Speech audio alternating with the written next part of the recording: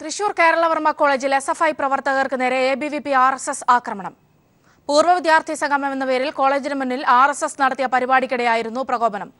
തുടർന്നുണ്ടായ സംഘർഷത്തിൽ 15-ലധികം SFI ABVP പ്രവർത്തകർക്ക് പരുക്കേറ്റു.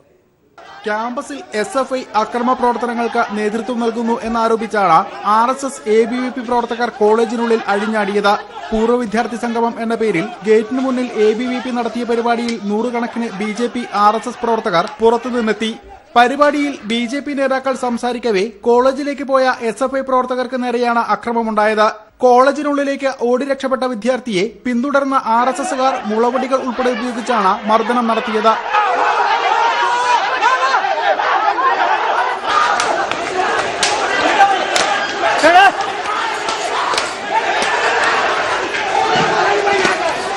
വനിതാ ദിനാഘോഷവുമായി ബന്ധപ്പെട്ടുണ്ടായ സംഘർഷങ്ങളെ തുടർന്ന് കോളേജിൽ തർക്കങ്ങൾ നിലനിന്നിരുന്നു.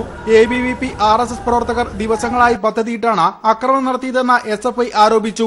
ഇവിടെ വളരെ സമാധാനമായിട്ട് വിഷയം പോകുന്നു. ഞങ്ങൾ ഒരു പ്രകോപനം ഉണ്ടാക്കാതെ അവിടെ ഡീസോണ്ട് പ്രാക്ടീസ് ആയിട്ട് മുന്നോട്ട് പോയിരുന്നു. ഇവിടെ അധ്യാപകരോട് എല്ലാവരും ചോദിച്ചറിയാം.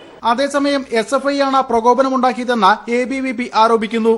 സംഘർഷത്തിൽ 10 SFIക്കാർക്കും 5 ABVP പ്രവർത്തകർക്കും പരിക്കേറ്റു. വിദ്യാർത്ഥികൾ ജില്ലാ ആശുപത്രിയിലും സ്വകാര്യ ആശുപത്രികളിലും ചികിത്സ തേടി. സംഘർഷ സാധ്യത കണക്കിലെടുത്ത ക്യാമ്പസ് പരിസരത്ത് പോലീസ് ക്യാമ്പ് ചെയ്യുന്നുണ്ട്. സംഭവത്തെ തുടർന്ന് പ്രിൻസിപ്പൽ കോളേജിന് അവധി നൽകി. News bureau, Thrissur.